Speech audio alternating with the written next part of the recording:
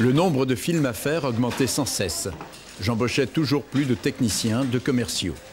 Le marché devenait assez important pour qu'en 1971, je m'associe avec Havas et Publicis. Ce fut la création de Mediavision. Et cette création est extrêmement intéressante parce qu'elle a lieu au moment où la télévision accepte la publicité de marque. Donc la publicité entre à la télévision, rentre dans les foyers et se pose alors la question du devenir du cinéma publicitaire. Premièrement, il fallait convaincre l'annonceur qu'il fallait faire du cinéma, convaincre l'agence qu'elle avait raison de choisir le cinéma publicitaire plutôt que la radio ou que de l'affichage. Et ensuite, il fallait trouver le réalisateur, il fallait trouver un storyboard. C'était les réalisateurs qui faisaient les storyboards à ce moment-là. Il fallait donc après, on suivait le client, on l'amenait sur le plateau, on l'aidait, on l'accompagnait. Moi, c'était une merveille, on assistait au tournage. Chaque année, mesdames, nous réalisons un film où vous pouvez voir tous les appareils destinés à vous rendre la vie plus agréable. Or, chose curieuse, ce film destiné aux femmes est toujours conçu et réalisé par des hommes. Et on était là, à l'œil de Moscou, pour regarder si vraiment le plan sur le produit était bien fait, parce que les réalisateurs, naturellement, oublient toujours de parler du produit, parce que ce qui les amuse, c'est la petite histoire autour. Décor prêt. On peut répéter. Vous devez démontrer... Et alors on était là avec l'annonceur, de bien mettre, cadré pour que le spectateur voit bien la marque, voit bien le packaging. Ça Jean Mineur était tout à fait conscient que de temps en temps on faisait des films qui étaient des jolis petits morceaux d'anthologie, mais qui n'étaient pas forcément très pragmatiques. Une Godin tout électrique, une Godin au mazout, une Godin tout gaz. Pas de trucage.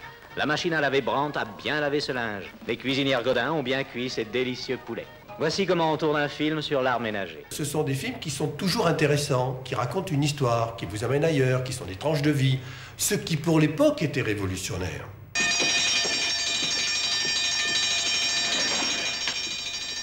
Premier étage, vêtements pour hommes, chaussures, guêtres, lacets. Personne ne descend. Lui, il faisait ça sans trop se poser de questions, mais le produit était toujours le héros de la fin. Deuxième étage, lingerie blouse, dessous féminin, déshabillé. Personne ne descend. Il faisait du cinéma vrai, c'était pas trafiqué, c'était pas truqué, c'était peut-être pas sophistiqué, on peut faire ce reproche-là, mais c'était toujours une œuvre d'art. Troisième étage, parfumerie, cosmétique, pommade. Brillantine. Brillantine lustrale calorissant. C'est chaque fois la même chose. Mais bien sûr, ils vont tous acheter leur brillantine lustrale Cadoricin. Et à la fin des années 60, face à la professionnalisation des agences de publicité, qui non seulement avaient les idées, mais les mettaient en œuvre, les mettaient en film, Jean Mineur a abandonné cette partie-là de son métier d'origine, de production, pour se concentrer sur la simple, si j'ose dire, la simple vente d'espace publicitaire. On a même eu des salles porno.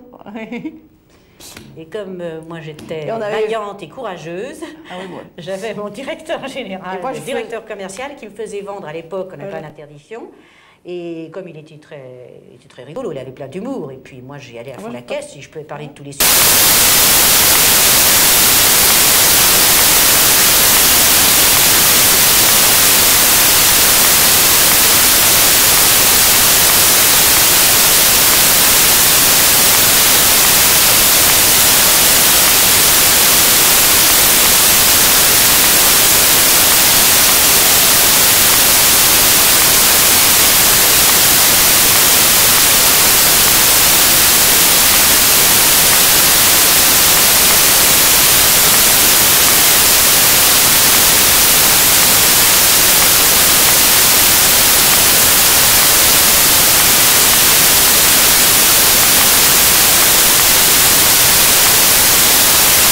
Réalisateur.